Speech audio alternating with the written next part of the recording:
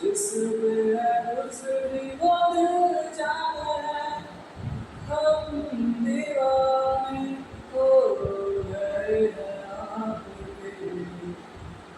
हम तो बस इतना जाने तू मेरा सनम तू मेरा हमदम तेरे संग जीना भी साथों चले तू मेरा हमदम तू मेरा हमदम तेरे संग जीना भी साथों चले नजर आपकी करने लगी खुशियाँ कहीं कर देना मेरे लिए खुशियाँ नजर है ये आपकी करने लगी होशियारियाँ कहीं कर देना ये मेरे लिए दुश्वारियाँ उसने निभाई तो उसने जानी बस प्यास तो जाने सही गलत का दर्पण जाने जिस पे है उसकी वो दिल जाने हम दीवाने हो गए आपके।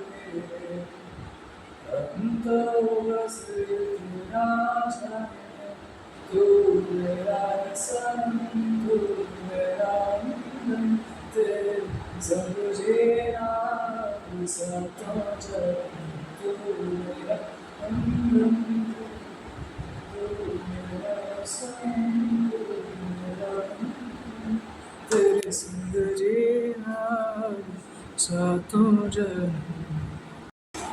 सिर्फ ये फैसले की रात है। मेरी पीठ टूट चुकी है।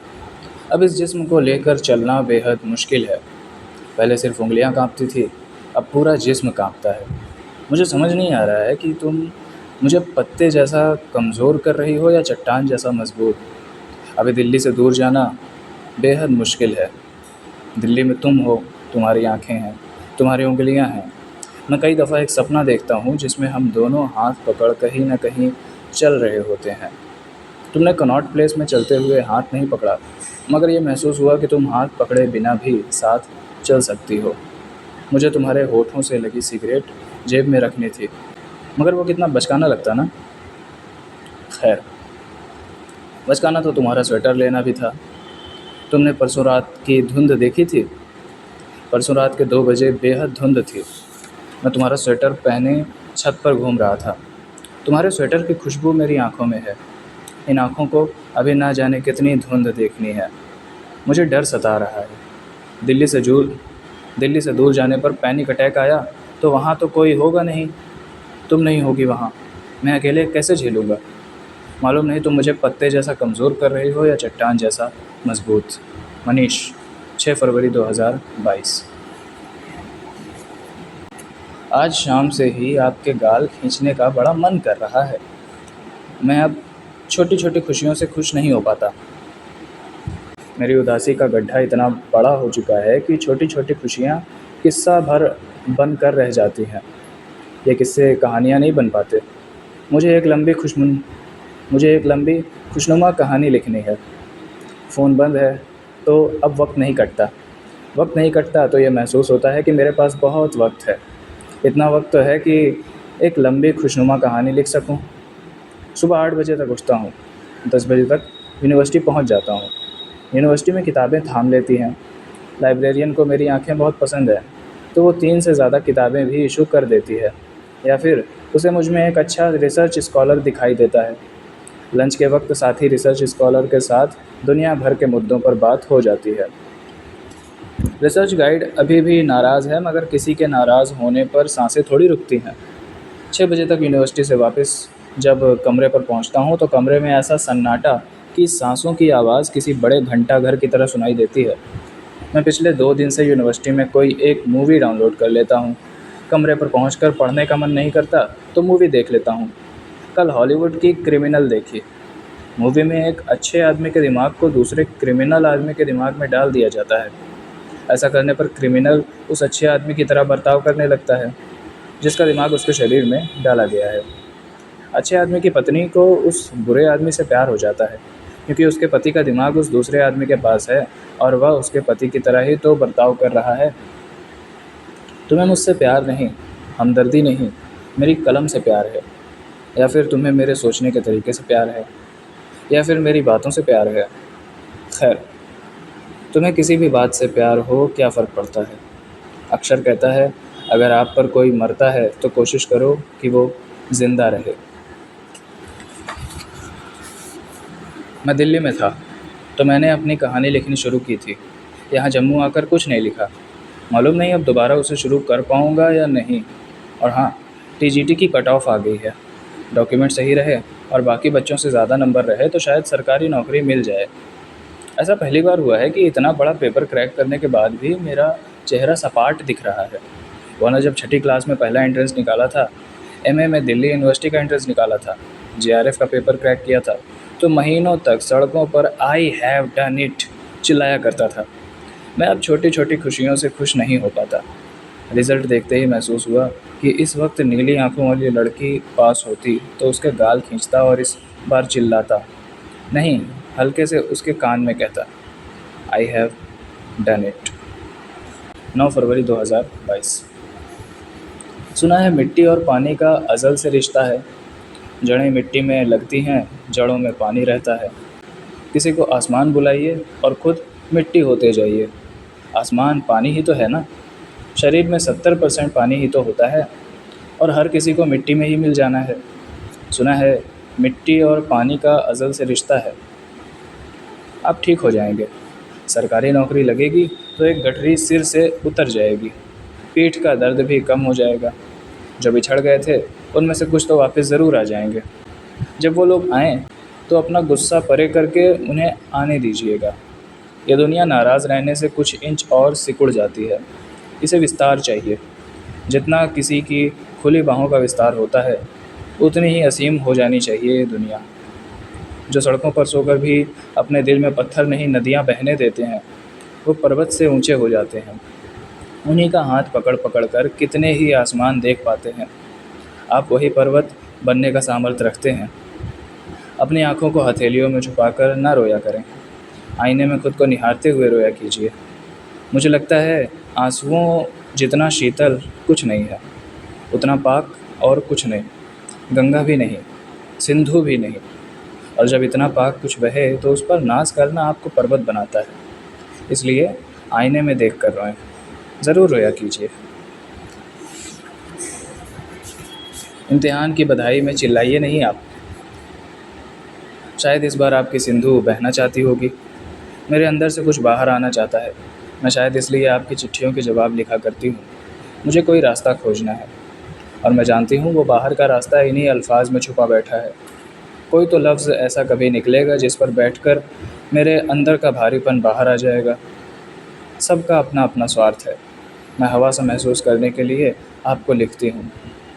आप शायद लिखते हैं कुछ आप शायद लिखते हैं कुछ तो महसूस हो।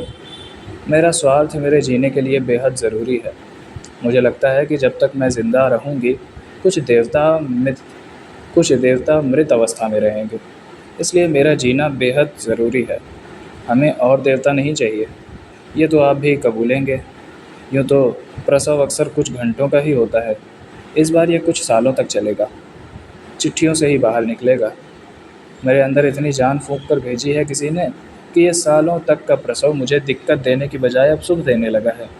आप ही देखिए मेरी चिट्ठियाँ कितनी खूबसूरत होती जा रही हैं। खैर, आप ठीक हो जाएंगे। 9 फरवरी 2022। डॉक्टर। डॉक्टर, मुझे एक ही रात में न जाने कितने सपने आने लगे हैं। कुछ याद रहते हैं और कुछ को मैं भूल और खुद और कुछ को मैं खुद भूल जाता हूँ। कल रात का सपना याद रह गया। फिल्मों की तरह मेरे हाथ और पैरों में जंजीर डालकर मुझे पागल खाने नहीं लाया गया। मुझे तो एक लंबी कार में लाया गया था जिसे मेरा भाई चला रहा था, और मैं उसके साथ फ्रंट सीट पर बैठा बैठा उसे रास्ते बता रहा था। कश्मीरी गेट के आगे जो फ्लाईओवर आएगा उस पर चढ़ा दियो। अगर नीचे से जाएगा तो ट्रैफिक जाम मिलेगा। भाई, जो इतनी देर से पत्थर बन बैठा हुआ, वो ये बात सुन दरक गया। गर्दन पीछे कर उसने पापा से पूछा, इसको रास्ते तक याद है? क्या वाकई हमें इसे हॉस्पिटल लेकर जाना चाहिए? पापा ने मुंह दूसरी तरफ कर लिया और बस इतना ही कहा, जिनका कोई घर नहीं होता वे रास्ते कहाँ भूलते हैं। मैं पागल खाने में दाखिल होता हूँ तो एक नर्स धीरे से दूसरी नर्स से कहती है, इतनी कम उम्र का लड़का पागल कैसे हो सकता है? मैं तो आंखें पड़ने लगा हूँ। उस नर्स ने तो फिर भी ये शब्द अपनी ज़ुबान से कहे थे। मुझे गुस्सा आता है और मैं चिल्लाते हुए उसे वही बात कहता हूँ जो मुझे एक सर्द रात में कनॉट प्लेस की सड़क पर उस लड़की ने कही थी। तुमको नहीं मालूम मैं एक लेखक हूँ, और कौन से लेखक की दिमागी हालत ठीक रहती है? मैं तुम्हें ये क्यों बता रहा हूँ? तुम्हें तो मेरी मैं तुम्हें ये क्यों बता रहा हूँ? तुम्हें तो मेरी वकील देखेगी। मेरी वकील को फ़ोन लगाओ। अचानक याद आता है, तुम तो किसी प्राइवेट कंपनी में मुलाजिम हो, वकील नहीं। नहीं, तुम मेरी वकील ही हो। अगर किसी कमरे की दीवारों पर आमने सामने दो खिड़कियां हों तो हम उस कमरे के आर पार देख पाएंगे, इस जगह को जिसे लोग पागल खाना कहते हैं। यहाँ दुनिया का सबसे सच्चे यहाँ दुनिया के सबसे सच्चे लोग हैं जिनके जिस्मों के आर पार देखा जा सकता है। मसलन, इन्हें नहीं फ़र्क पड़ता कि इनके बिखरे बाल, बड़े नाखून, पैर पटकने, हाथों से आसमान पकड़ने, आंखें मटकाने पर सामने वाला इनके बारे में क्या सोचेगा। ये जब हंसते हैं तो पेट के अंदर से हंसी खींचकर ज़बरदस्ती चेहरे पर नहीं लाते। इनकी हंसी तो ऐसी है जैसे बाकी दुनिया वाले सांस लेते हैं। इन्हें मालूम है, मैं जब यहाँ से बाहर जाऊँगा तो ये भी मेरी कलम की निब पर बैठ बाहरी दुनिया में आ जाएंगे। मगर सब जानते हुए भी ये मेरे सामने बनावटी ज़िंदगी नहीं जीते। मुझे लगता है जब तक मैं यहाँ रहूँगा ये लोग, जिन्हें दुनिया पागल कहती है, मुझे सामान्य समझेंगे। लेकिन जब मैं यहाँ से बाहर निकलूँगा तब मुझे ये दुनिया ज़रूर पागल कहेगी। तुम्हारा मरीज़। 11 फरवरी 2022। संवाद। जिन उंगलियों ने मुझे लिखा है उन उंगलियों के सिरे मेरे हैं। रखिए फिर संभाल कर नहीं रखती मैं, खुद को भी कहाँ संभालती हूँ। फूल के बराबर मान लेंगी उंगलियाँ फूल के बराबर मान लेंगी उंगलियों को तो संभाल लेंगी। फिर तो किताबों में मिलेंगे आप हमेशा। फिर आप किताब लेकर चला करेंगी हमेशा, या खुद किताब हो जाऊंगी। फिर मैं सचमुच का फूल हो जाऊंगा। मैंने शायद आपको कभी बताया था कि मैं कुछ सपने नींद टूटने के बाद भी वहीं से शुरू कर सकता हूँ। पिछला सपना कुछ इसी तरह था। पिछली रात भी वह वहीं से शुरू हुआ था जहाँ नींद टूटी थी। यहाँ मरीज़ आपस में लड़े नहीं, या यूँ कहूँ एक दूसरे की जान ना ले लें, इसलिए दिन में यहाँ गार्ड तैनात रहते हैं। रात में इनके हाथों और पैरों में जंजीरें बांध दी जाती हैं। डॉक्टर को मालूम था कि मुझे दो बीमारियाँ हैं। मेरे पैरों में जंजीर बांधी जाती मगर हाथ खुले छोड़ दिए जाते। मेरे बिस्तर के दाईं ओर एक डायरी और पियर कार्डिन का महंगा पेन रखा रहता था। मैं रात को सपना देखते देखते अचानक से उठता और उस सपने को एक कहानी की शक्ल दे लिखने लगता। दिन ब दिन मेरा वज़न घटता जा रहा था। एक दिन सुबह उठा तो मेरी उंगलियों पर मांस नहीं था, वह सिर्फ हड्डियों की शक्ल में एकदम स्याह राख भरी थी। मैं पूरा दिन चिल्लाता रहा, तब तक चिल्लाता रहा जब तक मेरे गले से काला खून नहीं निकलने लगा। रात हुई और मेरे बिस्तर के आसपास कहानियाँ चहलकदमी करने लगी। कहानियों को निहारते निहारते जैसे ही आँख लगी उनमें से कहानियों को निहारते निहारते जैसे ही आँख लगी उनमें से एक कहानी मेरे सीने में दाखिल हो गई। कहानियाँ जब तक मेरी आँखों के सामने रहती हैं तब तक ये बेहद खुशनुमा शक्ल लिए होती हैं, लेकिन मेरे सीने में दाखिल होते ही शैतान इनका चेहरा नोच लेता है।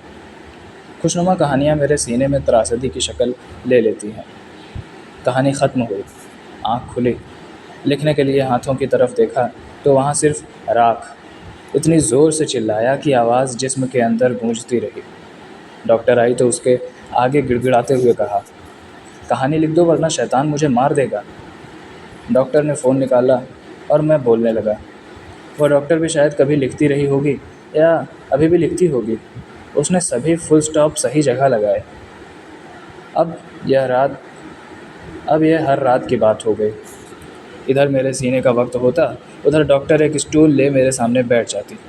मैं सपने के ख़त्म होते ही चौंक कर उठता और उसे बच्चों की तरह सपने के बारे में बताता। वह बस मुस्कुराती और फ़ोन में लिखने लगती। वह बस मुर्स वह बस मुस्कुराती थी, हंसती नहीं थी। मैं जब सपने के बारे में बता रहा होता तो मुझे लगता कि मैं किसी रेगिस्तान में औंधा लेटा हुआ हूँ और मेरे मुंह में किलो भर रेत डाल दी गई है। मेरे मुंह से आवाज़ निकलनी बंद हो जाती तब वो डॉक्टर फ़ोन की स्क्रीन से नज़रें हटा मेरी तरफ देखती।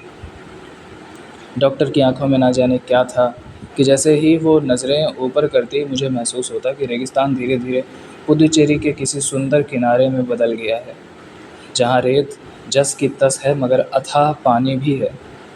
मेरे मुंह के अंदर घुसी रेत जामुन के पेड़ मेरे मुंह के अंदर घुसी रेत में जामुन के पेड़ उग जाते हैं और मैं कहानी पूरी कर देता। ये बात मैंने डॉक्टर को कभी नहीं बताई कि जब वो कहानी सुनते हुए एक से ज़्यादा बार मेरी आंखों में देखती थी तो मैं कहानी का अंत बदल देता था। मैं उन आंखों को दुनिया की सबसे खुशनुमा कहानी सुनाना चाहता था। एक रोज़ जब वो कहानी टाइप कर उठने को हुई तो उससे मैंने कहा, आप अपने इस फ़ोन से मेरे पैरों में बंधी जंजीर की तस्वीर खींच देंगी? क्यों? मैं जब यहाँ से बाहर निकलूँगा तो इस तस्वीर पर कोई कहानी लिखूँगा। कहानी का शीर्षक क्या रखोगे? अभी तक तो सोचा नहीं है। वैसे कैद में पड़े पागल की आज़ाद कहानी कैसा रहेगा? उस रोज़ मैंने पहली बार उसकी हंसी सुनी। उसने हंसते हंसते मेरे पैरों में पड़ी जंजीरों की तस्वीरें खींची। वह जब तस्वीर खींच रही थी तो लगा जैसे मेरे पैरों में जंजीरें नहीं मोगरे के फूल बंधे हैं। जंजीरों से मोगरे की खुशबू भी आने लगी थी। जंजीर की तस्वीर खींचने के बाद उसने एक तस्वीर मेरे चेहरे की भी खींची। मैं अपने वार्ड से शीशे मैं अपने वार्ड से सारे शीशे हटवा चुका था। ये बात वो जानती थी। उसने तब भी मुझे मेरी तस्वीर दिखाई। खुद की तस्वीर देखने पर मालूम चला कि मेरे जिस्म का सारा वज़न मेरे बालों और दाढ़ी पर इकट्ठा हो गया है। मैं अपने चेहरे को खरोंचता उससे पहले ही उसने कहा, इस तस्वीर पर दुनिया की सबसे खुशनुमा कहानी लिखी जा सकती है। कहानी का शीर्षक क्या होगा? अभी तक तो सोचा नहीं है। वैसे हारा हुआ नायक कैसा रहेगा? नायक अगर हार ही गया तो वह नायक कहाँ रहा? नायक को जीत या नायक को जीत या हार नायक नहीं बनाती, उसे उसका चरित्र नायक बनाता है। इतना कहकर वह वार्ड से बाहर चली गई। मैं कहानी लिखने बैठता हूँ तब मैं कहानी लिखने बैठता हूँ तब तक डॉ तब तब डॉक्टर का कहा आखिरी वाक्य मेरे सामने नाचने लगता है। मुझे अभी भी डॉक्टर की नीली आंखों को दुनिया की सबसे खुशनुमा कहानी सुनानी है। 12 फरवरी 2022। मिट्टी ज़दा, कैसे हैं आप? आपके सारे खत पढ़े मैंने और मुझे लगा कि कभी कभी कुछ अल्फाज यूं ही छोड़ देने चाहिए। यूं ही छोड़ देने से वो हल्के होते हैं यूं ही छोड़ देने से वो हल्के होते जाते हैं और फिर हवा में महक जैसे घुल सकते हैं। आपकी पढ़ाई कैसी चल रही है? मुझे कुछ हिंदी का मिला नहीं इसलिए कुछ बता नहीं पाई आपको। फ्रीलांसिंग के लिए घर में पारिजात का पौधा लगा हुआ है, उसके पास बैठ लिख रही हूँ आपको। पत्ते पीले पड़ गए हैं और फूल सारे झड़ गए। महक अब भी फैली है। आसमानी, 17 फरवरी 2022। शायद मैं अपने सारे हथियार अपने हाथों ज़मीन में गहरे गाड़ चुका हूँ। निहत्था हर रात सपनों में लड़ता रहता हूँ। हाथ एकदम खाली हैं तो हर सुबह ज़ख्मी हालत में उठता हूँ। आंखें खुलने पर भी सपने हावी रहते हैं। घंटा भर छत पर घूमता हूँ तब कहीं सपनों से बाहर आ पाता हूँ। बेफिजूल से ख्याल उड़ते रहते हैं। आज सुबह ही सिगरेट पीते हुए सोच रहा था कि इस दुनिया में किसी का कोई नाम नहीं होना चाहिए था। सब बेनाम होते तो ये दुनिया ईमानदारी से भरी होती। जब इस दुनिया में किसी का कोई नाम नहीं रहेगा तब सब लोग अपना खोल उतार फेंकेंगे। सारे क्रांतिकारी, विचारक, लेखक, प्रोफेसर। फिर किसी को सुबह सुबह चोला पहनने की ज़रूरत नहीं पड़ेगी। सिगरेट कब ख़त्म हो जाती है मालूम ही नहीं चलता। ऐसा कभी नहीं हुआ कि मुझे सिगरेट महसूस ना हो। तहज़ीब हाफ़ी को सुनता रहता हूँ। उनकी हम मिलेंगे नज़्म सुनता हूँ तो गुस्सा आता है कि ये मैंने क्यों नहीं लिखी। ये नज़्म तो मुझे लिखनी थी। तुम्हारी फ़िक्र होती है मगर दिल्ली तुम्हें ज़िंदा रखेगी, ये भरोसा है। जम्मू शायद मुझे ज़िंदा रखे। आपके साथ रहकर मैं भी इस शायद शब्द को आपके साथ रहकर मैं भी इस शायद शब्द के साथ खेलने लगा हूँ। आप डिप्लोमेटिक ख़त लिखती हैं। पढ़ाई ठीक चल रही तभी बुरे सपने देख पा रहा हूँ। सांसों की आवाज़ सुनाई देती है, आपको ख़त लिख पा रहा हूँ। एक उम्र में मुझे पैसा ज़िंदगी में सबसे ज़्यादा ज़रूरी लगता था। अब जब समझ आया कि पैसा सब कुछ नहीं है तभी पैसा सबसे ज़्यादा ज़रूरी हो गया है। एक उपन्यास लिखने का काम मिला था, घोस्ट राइटिंग करनी थी। 2 पन्ने लिखे भी मगर उसके बाद हाथ बागी हो गए। इस महीने के आखिर तक तो हाथ बागी रहेंगे, अभी तो इतना मालूम है। महीने के आखिर में क्या होगा मुझे मालूम नहीं। तहज़ीब हाफ़ी की नज़्म हम मिलेंगे सुनता हूँ तो बरबस बुदबुदा उठता हूँ। हाँ, हम दोनों हाँ, हम दोनों भी मिलेंगे। एक ऐसे कमरे में जिसके पंखे पर फंदों के निशान होंगे। उस कमरे में सिर्फ़ 2 ही हालात देख पाता हूँ, या तो हम दोनों एकदम चुप होकर उस कमरे की चीखें सुनेंगे या फिर इतनी ज़ोर से हँसेंगे कि दीवारों में हमारी हँसी पेवस्त हो जाएगी। मैं किसी पागल खाने के वार्ड में चेहरा खरोंचते हुए नहीं मरना चाहता, ना ही अपने मखमल के बिस्तर पर कराहते हुए उम्र के उस पड़ाव पर जहाँ मेरी उँगलियों में इतनी भी जान ना हो कि मैं शराब का ग्लास उठा सकूं। मैं तुम्हारे पीठ पर अपने होठों से कविता लिखते हुए मरना पसंद करूंगा, अपनी आखिरी कविता जिसे समझने के लिए तुम्हें ज़िंदा रहना पड़े। भरोसा, 17 फरवरी 2022। वाह। भरोसे का अस्तित्व शायद ही से है। 19 फरवरी 2022। कोरोना में वक्त कैसे निकल गया मालूम ही नहीं चला। पीएचडी में एडमिशन हुए 1 साल हो गया। एडमिशन होने से पहले ना जाने क्या क्या ख्वाब देखे थे कि दुनिया भर का साहित्य पढ़ेंगे, दुनिया भर की जनरल नॉलेज पढ़ेंगे और ढेरों मुद्दों पर दुनिया भर का डिस्कशन करेंगे। मगर आज का दिन है कि मुझे ये तक नहीं मालूम कि देश का शिक्षा मंत्री कौन है। हाँ, ज़रूरी नहीं कि ये सभी को मालूम हो, मगर सभी ने आँखों में तारे भी तो नहीं बसाए ना। मैंने तो बसाए हैं। पिछले 1 साल को मुड़कर देखो तो दिल्ली से जम्मू की ट्रेन और जम्मू से दिल्ली की ट्रेन बस यही आँखों के सामने तैरता रहता है। कभी रुक कर सोचा ही नहीं कि कितना पढ़ा, क्या पढ़ा और नहीं पढ़ा तो क्यों नहीं पढ़ा। अभी तो वक्त इतना ठहर गया है कि मैं अपने कमरे में मौजूद छिपकली के कदम भी गिन लेता हूँ। यहाँ जम्मू के इस गांव में अब रुकना मुश्किल लगने लगा है। मालूम है, मैं अब यहाँ रहने में प्रेशर महसूस करने लगा हूँ। मेरी नींद बेहद कच्ची हो गई है। एक कारण यह है कि मुझे मालूम है खाना सुबह 8 से 9 के बीच आएगा और दीदी नीचे वाले फ्लोर से आवाज़ लगाएंगी। अब नींद नहीं खुलेगी तो वो आवाज़ लगाती रहेंगी, इसलिए नींद में भी दिमाग अब बंद नहीं होता। रात का खाना 7:30 बजे आ जाता है। रात को खाने के बाद सुस्ती आती है। सोचिए, मैं 8 बजे सोने लगा हूँ और ये वक्त 12 घंटे लेटे रहने का नहीं है। स्टूडेंट लाइफ पैरों में समय की जंजीर बांध कर बिताने का नहीं होता। हमारी बहसें तो इतनी लंबी खींचनी चाहिए थी कि बहस करते करते हम दोस्त के रूम पर ही सो जाते। मगर यहाँ तो 8 बजे के बाद सिर्फ अपनी छत पर टहला जा सकता है। पिछले 2 हफ्ते में कुछ पढ़ाई हुई है तो महसूस हो रहा है कि पढ़ाई हुई है तो महसूस हो रहा है कि कितना कुछ नहीं पढ़ा। अब लगता है कि ये जगह छोड़कर शहर चलना चाहिए। वहाँ जाने वहाँ जाने में बस मसला ये है कि खाने का कैसे होगा और रोज़ यूनिवर्सिटी कैसे आएंगे। मगर मैं अकेला नहीं हूँ जो शहर से यूनिवर्सिटी आएगा। सैकड़ों बच्चे रोज़ शहर से यूनिवर्सिटी आते हैं। मुझे ज़िंदगी में मलाल नहीं चाहिए बस। वैसे भी मैं जब सुबह दौड़ता हूँ तो जब बदन एकदम थक कर चूर हो जाता है, लगता है पैर अब रास्ते में ही शरीर से अलग हो जाएंगे, तब मैं 100 मीटर पूरी जान लगाकर दौड़ता हूँ। अगले महीने 26 का हो जाऊँगा। महसूस होने लगा है कि मैं बूढ़ा होता जा रहा हूँ। 30 के बाद स्टूडेंट तो नहीं रह जाऊँगा। नौकरी के पीछे पैर घसीटने ही हैं तो क्यों ना घिसटने से पहले एक बार 100 मीटर जान लगाकर दौड़ लिया जाए। आज तो हफ्ते का पहला दिन है।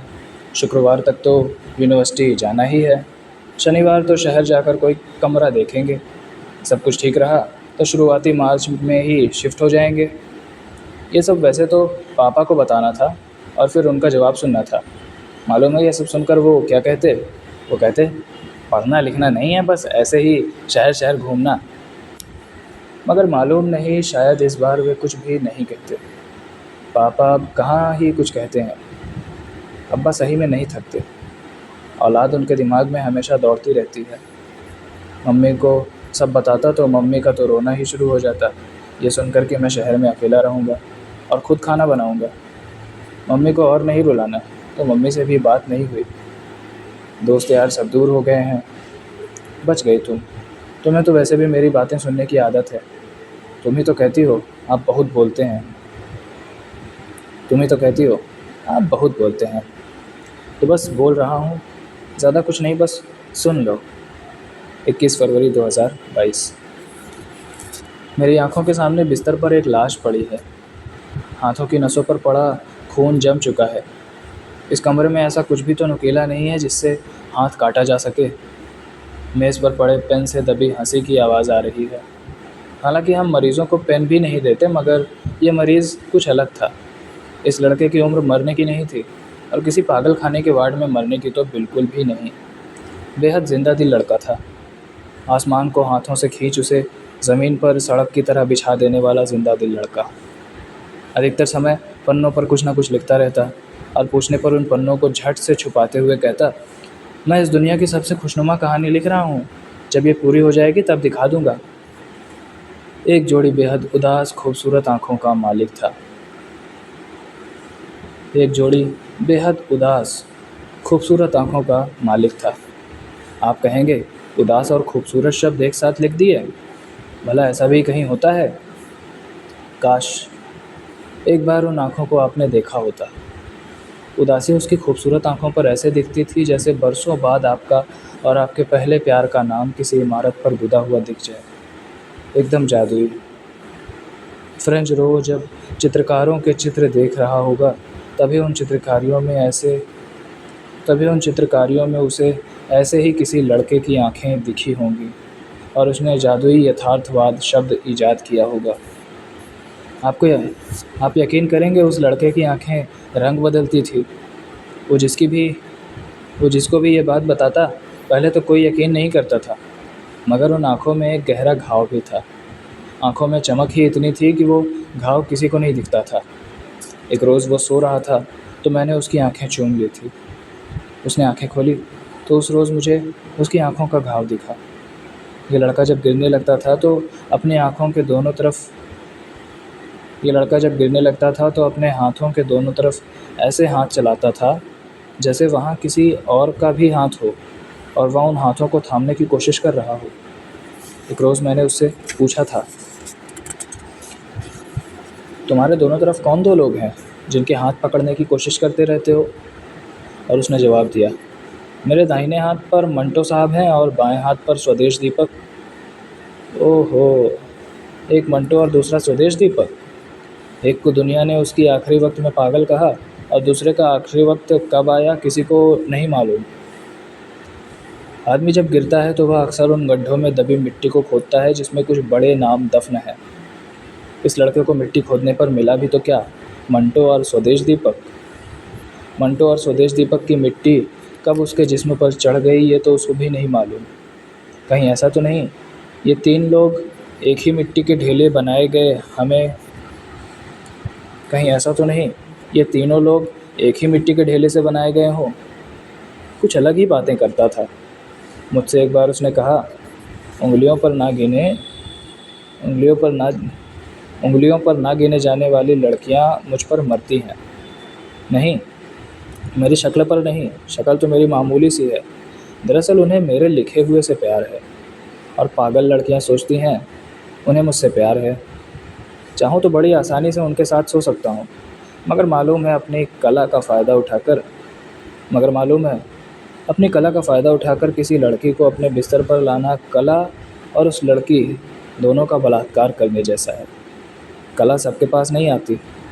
अगर आपके पास कला है तो आप उससे लोगों को ज़िंदा रखिए। लड़कियों के साथ सोने के और भी तमाम तरीके हैं।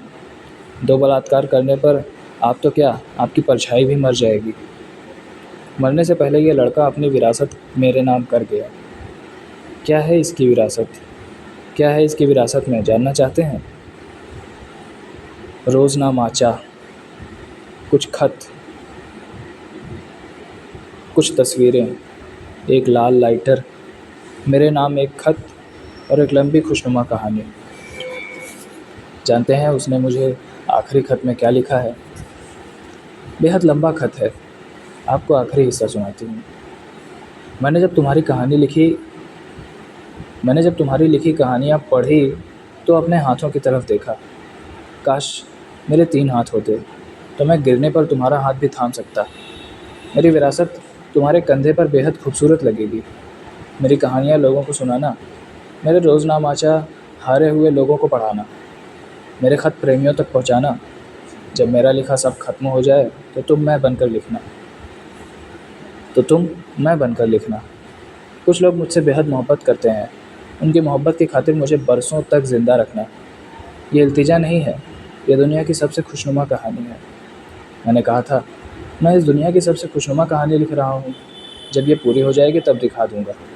मुझे मालूम है ये दुनिया इसे एक सरफिरे का पागलपन कह आगे बढ़ जाएगी, मगर इस दुनिया में रहने वाले किसी एक आदमी ने भी अगर असल ज़िंदगी में उस लड़के की आंखों को कभी देखा होगा तो वो आदमी आंख बंद कर गहरी सांस लेते हुए बस यही कह सकता है, वो लड़का ऐसा कर सकता है। हाँ, वो एक लड़का ऐसा कर सकता है। आप मेरे बारे में जानना चाहते हैं? मैं कुछ भी हो सकती हूँ। नीली आंखों वाली लड़की, एक पागल मरीज़ की डॉक्टर, एक लेखक की कल्पना, स्वदेश दीपक की मायाविनी, एक चलता फिरता सच, एक झूठ, या फिर दुनिया की सबसे खुशनुमा कहानी की नायिका। 24 फरवरी 2022। मैं शहर की सबसे खूबसूरत इमारत में ना जाने कितने दिनों से हूँ। अस्पताल मुझे हमेशा से खूबसूरत लगते रहे। यही तो वो जगह है जहाँ इंसान पूरा दम लगाकर खेलता है, जहाँ बेईमानी करने की रत्ती भर भी गुंजाइश नहीं। मेरे पास एक डॉक्टर है जो मेरी साथी है। हम दोनों साथ खेलते हैं। धूप जब सामने दीवार पर पड़ती है तो मैं और मेरी साथी बिस्तर पर लेटे लेटे हाथों से चिड़िया बनाते हैं और दीवार पर उड़ाते हैं। खुदा न खास्ता किसी के साथ भी ऐसा हो, लेकिन एक बार आप किसी लंबी बीमारी के मरीज़ हो गए तो आपको ये दुनिया नीली नहीं दिखेगी। आपको ये दुनिया तारकोल सी काली दिखेगी। इंद्रधनुष आँखों इंद्रधनुष आँखों का भ्रम लगने लगेगा। इंसान की फितरत चलते रहने की इंसान की फितरत चलते रहने की है, या कहूँ उसका मूल स्वभाव यही है। लाश जब सामने पड़ी होती है तो कुछ देर बाद ही उसके सगे संबंधी उस लाश को दफनाने या जलाने चल देते हैं। इंसान बहुत चालाक है। लाश जलाने या दफनाने का रिवाज नहीं होता तो इंसान सबके सामने नंगा हो जाता। कोई 2 दिन तक लाश के सामने रोता तो कोई 3 दिन, और जब लाश दुर्गंध देने लगती तो इंसान के हाथ आँखों पर नहीं नाक पर चले जाते। फिर वह दुनिया को भ्रम में कैसे रखता कि जाने वाले आदमी से मैं कितनी मोहब्बत करता था। बीमार आदमी के पास इसलिए बैठा जाता है क्योंकि उसके ठीक होने की उम्मीद होती है। अगर उम्मीद टूटी तो तीमारदारी करने वाला आदमी उठकर ऑफिस चला जाता है। हालांकि डॉक्टर की उम्मीद का जहाज़ लहरों में डामाडोल है, मगर अभी डूबा नहीं है। वह रोज़ एक नया वायदा करती है। जैसे एक रोज़ वो बेइंतहा शराब पीकर मेरे साथ सालसा करेगी। एक रोज़ इस बात पर झगड़ेगी कि विप्लव उससे ज़्यादा प्यार करता था। एक रोज़ सुबह से शाम मेरे सीने पर सिर रख मेरे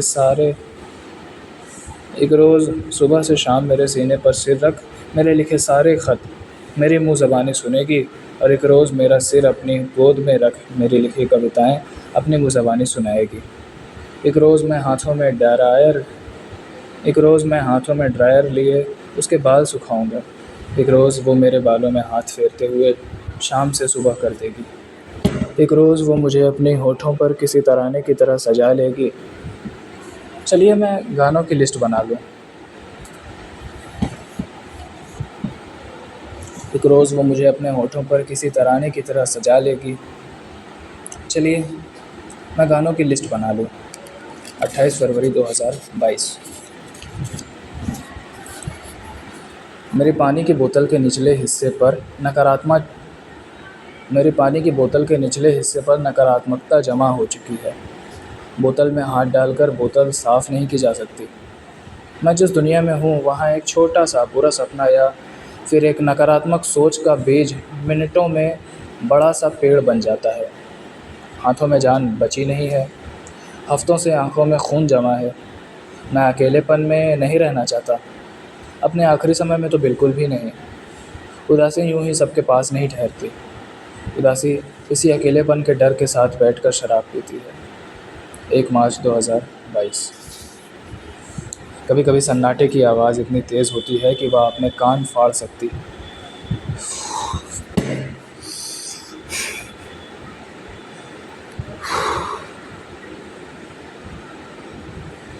सन्नाटे की आवाज़ इतनी तेज़ होती है कि वह आपके कान फाड़ सकती है। वाह, शानदार। क्या लिखा है मेरी जान, अद्भुत। क्या बात है, शानदार। कभी कभी सन्नाटे की आवाज़ इतनी तेज़ होती है कि वह आपके कान फाड़ सकती है। कुछ महीनों पहले सोचता था कि अनीस मुइन ने ज़िंदगी की यकसानियत से परेशान होकर कैसे आत्महत्या की होगी। अब लगता है आदमी यकसानियत से परेशान होकर ही तो आत्महत्या करता है। कमरे में सन्नाटा ऐसा है कि पलकों के गिरने की आवाज़ भी साफ सुनाई देती है। आज 26 बरस हुए आंखें खोले हुए। 25 बरस से आज के दिन इतना शोर होता रहा है कि मैं रात भर सो नहीं पाता था। 12 बजे दोस्त घर के बाहर होते थे। पूरी रात और दिन फ़ोन मुस्कुराता रहता था। फ़ोन कॉल, मैसेज, खत, ईमेल, हर जगह दोस्त मुबारकबाद भेजते थे। तोहफे इतने मिलते थे कि भूल जाता था किसने क्या दिया था। आज का दिन है, फ़ोन बंद है तो कोई मुबारकबाद नहीं, आंखों में नींद नहीं। 12 बजे से दीवार देख रहा हूँ। काश मेरे देखने पर ये हिलती तो महसूस होता कि ज़िंदगी में कुछ तो हो रहा है। दुनिया भर की किताबें आँखों के सामने पड़ी हैं। मैंने ही लिखा था कि भूखे बच्चे को किताबों के अक्षर किसी जली हुई रोटी की तरह लगते हैं। कितनी ही किताबें पढ़ लो, पढ़ते पढ़ते चाहे आँखें फोड़ लो, लेकिन ये अक्षर कभी किताब से बाहर निकल हाथ नहीं बन पाएंगे। सिगरेट भी कितनी ही देर चलती है। यहाँ तो रात भर दुकानें भी नहीं खुली होती कि ख़त्म होने पर बाहर जाकर ले आए। इस कमरे में अब शब्द भी नहीं उड़ते, सारे शब्द कहीं कोने में छिप गए हैं। सपना आता है तो झट से सपने में घुस जाएंगे। सारे शब्द कहीं कोने में छिप गए हैं। सपना आता है तो झट से सपने में घुस जाएंगे और आँख खोलते ही गायब। पढ़ना तो बहुत पहले से ही अज़ाब हो गया था और अब लिखना भी अज़ाब हो गया है। अपने लिखे खत पर मरसिया लगने लगे हैं और नहीं लिखना चाहता। वैसे भी 5 बजने को है। आज तो सुबह सुबह दौड़ा ही जा सकता है। 5 मार्च 2022।